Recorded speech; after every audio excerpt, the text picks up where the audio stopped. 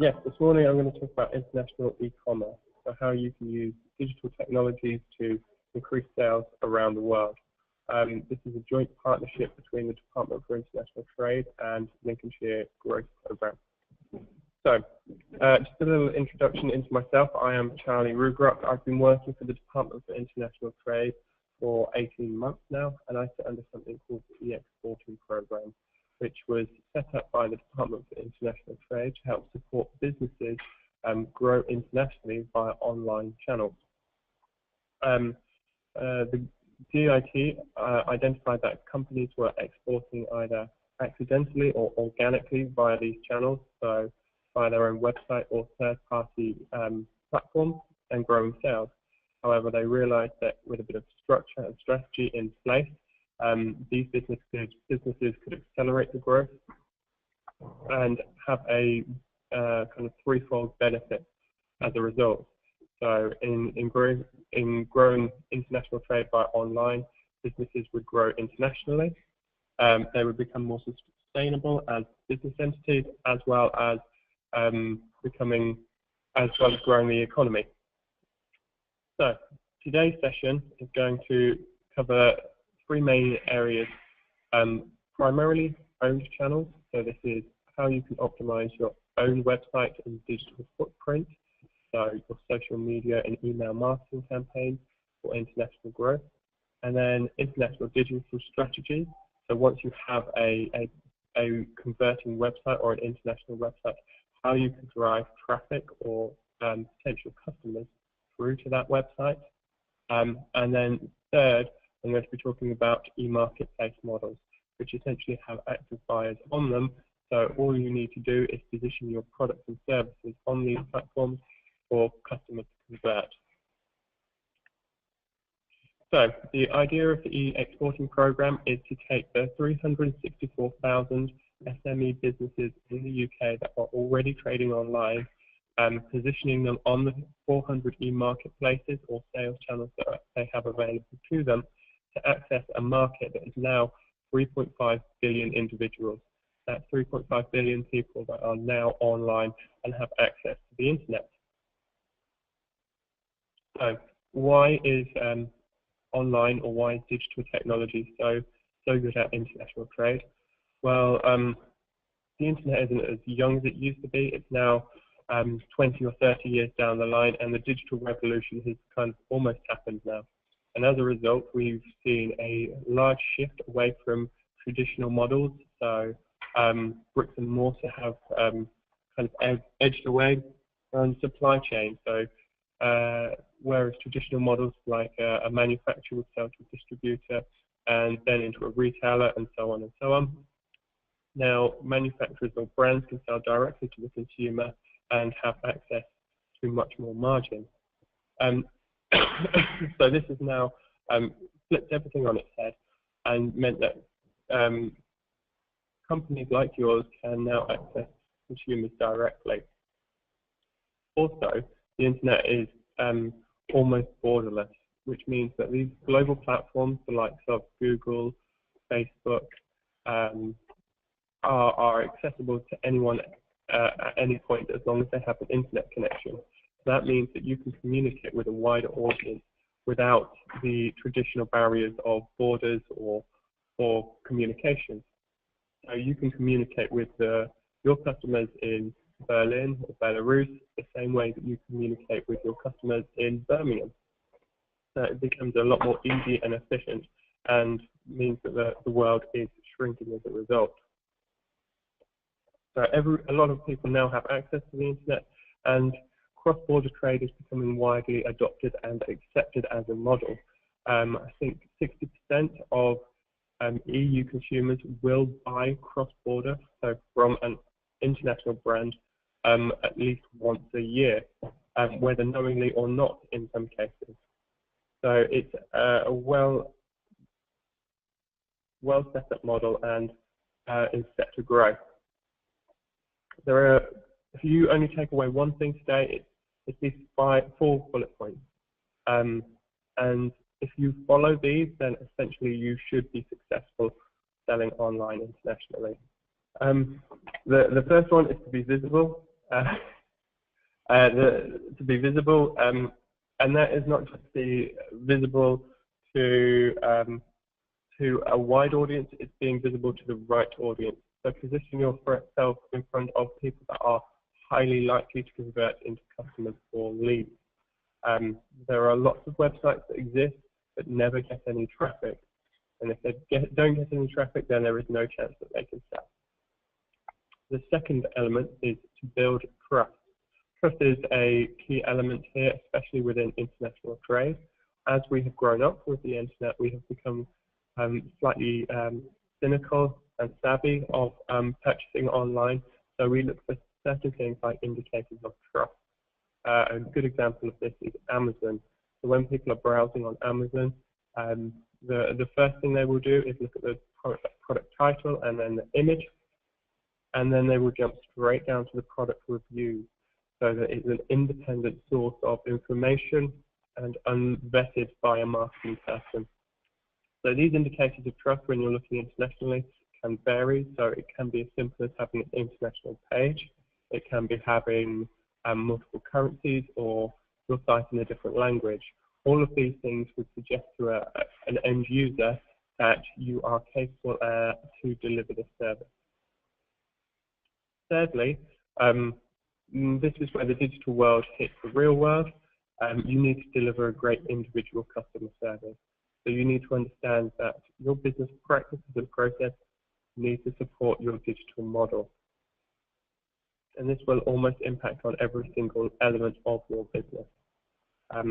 So from your accounting teams knowing how and when they're getting paid, and in which currencies, through to your logistics team. So if you're getting orders in from around the world, what is the processes, which couriers are they going to use? Then your sales team will need to know if they're getting inquiries in from Thailand or China, how are they going to translate and communicate with these customers? Through to your customer services. So if there are any issues with your deliveries or packages getting stuck in customs, how are your customer service set up to support that? And then finally, have a great product or service, or have the right product or service for that market. So, and what this means is that you need to do your research and understand what the opportunity is and what the competitive landscape of your product or product category is, so that you can approach the market correctly at the right point and make sure that you meet the requirements of the specific local market. So I'm just going to take you on a kind of a global view of e-commerce and show exactly where the sales are happening. So if we look at the UK, these stats are from 2015, so slightly outdated, but still relevant. So this is from a really reliable source. I think it's from Greenlight Digital. The UK in 2015 had $82 billion worth of sales online. And it's something we're very strong at in the UK. We have good logistics models. We have a good infrastructure. We are very tech savvy, and we are very accommodating to online shopping. When you look at the rest of Europe, the second country in terms of sales is Germany. And Germany has $63 billion worth of sales in 2015. They are slightly slower to adopt technologies, and also their preferred payment method was either a bank transfer or payment by invoice, which meant that online sales was a bit of a barrier. This is now being overcome, and Germany is growing at a rapid pace and has more room to grow because of the population. Then after that, France is the third largest in Europe with $38 billion worth of sales. And again, they have their own specific nuances within that market, so it's understanding those consumers there. Then after that, Spain and Italy are still good markets, but a lot less. Looking further afield, some of the more advanced e-commerce environments are Japan with $70 billion worth of sales in 2015, very similar to the UK in the fact that it is an island nation, has good logistics infrastructures, and as well as are very tech-savvy and early adopters, and similarly results in South Korea. When you start looking at some of the larger areas in terms of sales, USA is $305 billion. But however, this is kind of a bit of a misleading statistic, because there are certain areas in the USA where e-commerce sales are very strong, and then other areas where it is very low. And this is because in a lot of America, the traditional sales channels of mall and retail environments satisfy the needs of the consumer. So they can go to a mall and have a vast variety of products at low cost. Also, their traditional mall environment is not just their retail, but it's their social, their banking, it's a whole ecosystem for them. Whereas e-commerce in certain areas in America, mainly the tier 1 cities, New York, Los Angeles, Chicago, have high e-commerce sales. And then you look at China. China is a kind of a separate case, because their internet is slightly ring-fenced and regulating the communication going in and out of the country. So everything that's happened in China has evolved slightly differently. So you need a separate strategy to approach that market. But the market is massive. There has been a large move from rural areas into urban areas in China over the past 20 years, and technological adoption has been phenomenal. And the primary devices in China are mobile devices. So rather than growing up with the internet, it's almost an on switch for them. So a very exciting environment to be looking to. So some of the challenges you may face in terms of online selling. The main one is logistics, and again, this comes down to your business practices and processes and how they are set up to support the e-commerce or digital strategy you have in place. And depending on your logistics strategy, your taxes and import duties will change or vary depending on which approach you take. And then data policies and regulations, it tends to be fairly tedious, and people try and ignore them until it is too late. It is definitely worth investigating each market policies and regulations so that you don't come across us further down the line. And then in terms of optimizing for conversion, translation, and localization is incredibly important. The more work and the more effort that you put into these things, the better your conversions will be. Then payment, which payments do you need to accept? So currencies and payment gateways are a big consideration, so that local markets can pay you in an accurate way and a way that is accommodating to their needs. So if you're looking at China, maybe that be Alipay. However, you might need to accept US dollars for America, or integrate with PayPal. And then processes and customer services and returns. All of these things need to be considered to make sure that you do not end up chasing your tail in customer services, which will suck out all of your time and resources. If you can make your systems as efficient as possible and have the processes to back it up, then it means that you can focus on business growth. And then you need to understand the cost of all these elements to make sure that you can be profitable, as well as you can afford the ongoing investment of your digital strategy. So where to start? In terms of logistics models, there are 2 or 3 main models that you can adopt. Logistics is something we are very good at in the UK, especially in the East Midlands. We have East Midlands Airport, which is 60% freight at the moment, and that is set to grow. We also have some of the main freight forwarders or couriers based within the East Midlands. Just because of geographic reasons, it makes it very easy for us. So if you want to direct ship or drop ship into international countries, then that is very easy to do. So you can send your packaging directly into Europe or America from the UK using one of a freight forwarder or courier.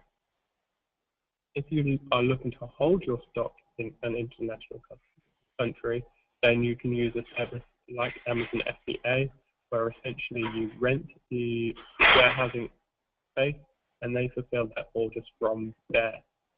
If you prefer not to use Amazon, then you could look to use third-party logistics providers to support you in this.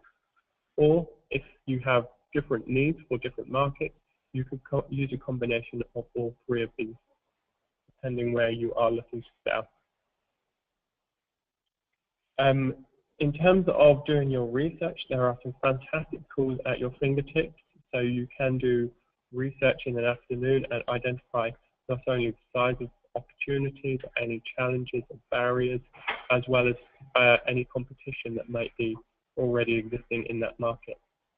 The one thing that I would suggest that everyone looks at is their analytics. You may already have international customers on your website or potential customers visiting your website, and your analytics will be able to tell you that. It will be able to tell you where they've come from, what they are looking at, and where they are exiting your site. So there may be areas of interest in your product range or your content where certain markets are interested in. And then on top of that, you can also look at your social media analytics as well as your email marketing analytics. You can use a tool like Google Global Market Finder, and that is essentially a combination between Google Keyword Planner and Google Translate. So you enter in your product category or title, and it will show you the search volumes for the regions that you are interested in. You can then take that information and go to Google Keyword Planner and build up a strategy for those markets. Google Trends is a very easy to use tool and has a nice user interface, but essentially is based on search data, so we'll be able to tell you over a longer period, so up to 12 years, what the trend in each market for that category or search terminology is. And then you can use Google Consumer Barometer, and that will tell you the attitudes and specific differences between consumer behavior online in those countries. It will tell you the difference between mobile and desktop. It will show you the preferences on where users tend to do their research, how long their consideration periods are, and so forth. It also has a fantastic section on international trade, which will highlight any barriers, so potential reasons why people would not buy cross-trade online, and it will also show attitudes, so the reasons why they are looking to buy products internationally online. And then there's some other tools as well that you may need to use to get a bigger picture of your market. So once you've done the researching phase, then the next thing that people ask me is, how do I set my website up for international trade? How do I make a global approach? And you can either take a global approach or a regional approach. By taking a regional approach, you may wish to look at country-specific top-level domains. And these are like .co.uk for the UK, .de for Germany, .fr for France. The positives of these is that they are already geo-targeted, so search engines know straight away that these are targeted to those relevant markets, and you can localize these sites exactly.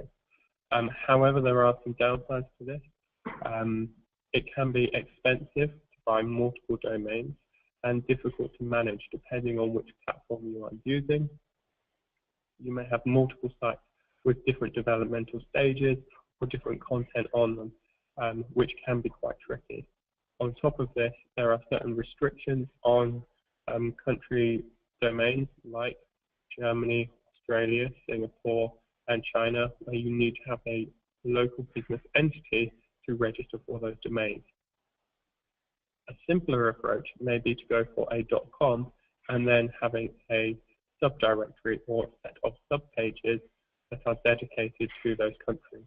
So .com/DE for Germany, /FR for France, /US for the United States. These tend to be easier to manage, easier to set up. However, as they are not naturally geo-targeted, you will need to do this work yourself by going to the webmasters tools and highlighting the fact that these are dedicated pages to those countries.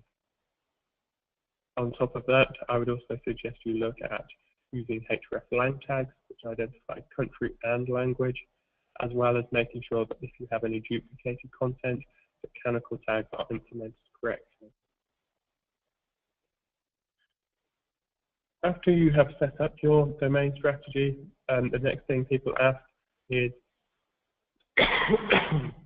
language. So how can I translate my website? Can I use Google Translate? In this example here, I've taken a product from Argos's website, translated it into Chinese using Google Translate, and then back into English. As you can see, it has done a literal translation and is not the best description. If I relied solely on that bottom description to make my purchasing decision, again, it comes down to an indicator of truth. If I saw that description, it would make me feel like the product is not legitimate or real. So it would prevent me from purchasing it. So what I would suggest is that all content ideally needs to be professionally translated, or to the best of your ability. On top of this, you need to look at localizing elements like metrics, whether they use imperial metric, as well as if you're in specific categories like fashion or shoes, you need to make sure your sizing is correct and relevant to that market. So if you're showing shoe size, you don't want to be showing UK size, the European market. On top of that, it's also worth considering currency conversions and making sure you're showing pricing in local currencies, as well as accepting it through your payment gateway. In terms of international expectations, so if a user purchases a product and is unaware that they have to pay import duties, then their product is likely to get stuck in customs, and that will cause you a bit of a nightmare with customs and customer services chasing around each individual package. It makes sense to show pricing and process up front so that the customer can make an informed decision. If they do not do this, then it will take a lot more work to resolve the problem. It may damage your conversion rate. However, people that are purchasing are informed, and means that the process is a lot smoother. Also doing things like making sure your site accepts special characters at the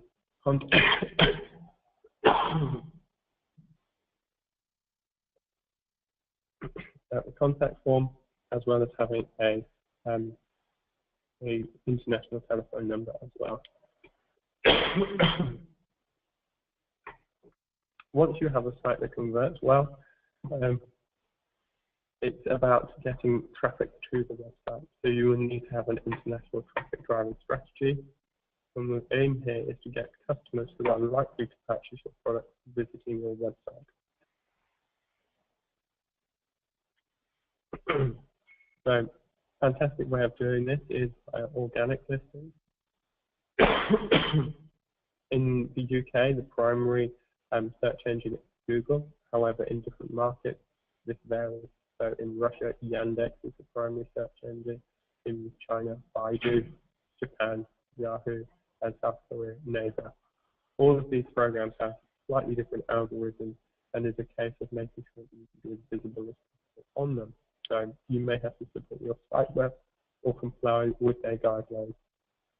On top of this, you can use your research and look at where you can activate paid activity to drive traffic, looking at search engine, paid search, paid social, or affiliate marketing. And then in terms of growing brand presence or awareness in these areas, it may help to have an organic social media strategy for these local markets, as well as having referral links directly through to your website. When you are looking at social media, we are all aware of the Western apps, so the likes of Facebook, Twitter, YouTube, Pinterest, Instagram, and LinkedIn. There are also more niche apps that you may not be aware of, so Periscope, Snapchat, Google Plus, or Vine. What I would suggest you doing is understanding what your users are doing on each of those channels, how are they engaging with them, what type of content that they are consuming, so that you can align your messaging to what their expectations on those channels are. When you start looking outside of these apps, there are much more specialist apps for different regions or countries. As I've already said, China has their own version of the internet, so their own apps and own social media has developed as a result.